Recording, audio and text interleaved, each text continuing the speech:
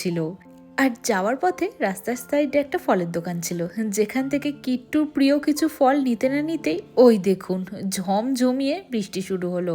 আর আমরা ওই 4 দিনের মতো ছিলাম, তার মধ্যে বৃষ্টি পেয়েছি ঠিকই, কিন্তু বৃষ্টিটা বেশ ভালো জানেন, মানে আগে থেকে আভাস না পেলেও হঠাৎ করে ঝমঝমিয়ে 5 মিনিটের মতো বৃষ্টি হয়ে যায়, আর তারপরেই দেখুন কি সুন্দর রোদের দেখা পাওয়া যায়। আর সেজন্যই রোদ উঠলেও গরমটা খুব একটা বেশি ফিল করতে পারিনি। যাই হোক, আমরা যে রিসর্টে ছিলাম তার কাছাকাছি একটা রেস্টুরেন্টে আমরা লাঞ্চ করতে চলে এসেছি। আর লাঞ্চ করব কি, ঢোকার মুখেই একটা দোলনা দেখে কিট্টু অমনি বায়না দোলনায় চড়বে। তাই দোলনায় চড়ে প্রথমবার একটুখানি সমুদ্র দর্শন করে, যেহেতু সমুদ্রের ধারে রেস্টুরেন্টটা ছিল, তো আমরা খাবার অর্ডার করেছিলাম।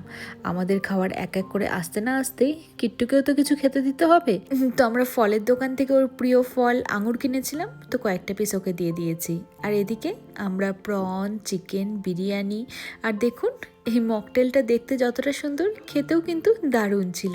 তো সেই সব খেয়ে নিয়ে ভাবলাম কিট্টুকে আমি একটুখানি ঘুম পাড়িয়ে দিই এই সুযোগে। ততক্ষণে রোহন না হয় ওদিকে লাঞ্চটা সেরে ফেলুক, কারণ এতক্ষণও কিট্টুকে দেখছিল, আমি খেতে ব্যস্ত ছিলাম। কিন্তু এই যে দেখুন, মেয়ের ঘুমের লেশমাত্র তো নেই।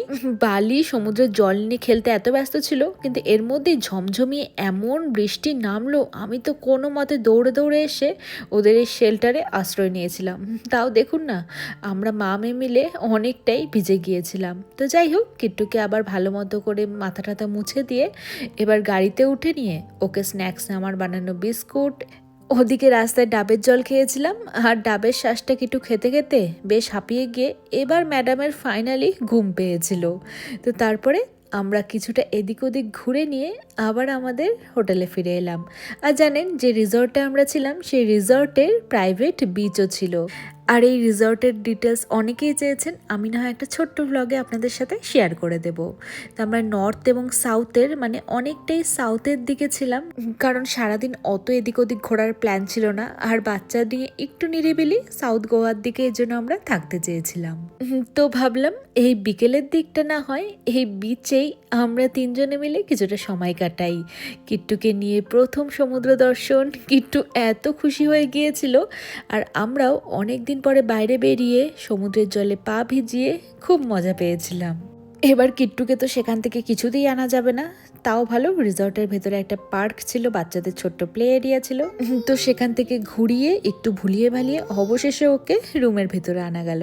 তো যাই হোক, প্রথম দিন মানে দেখতে গেলে দ্বিতীয় দিন আমাদের বেশ ভালো কাটলো। আর এই ছোট্ট ব্লগটা এখানেই শেষ করছি। বাই।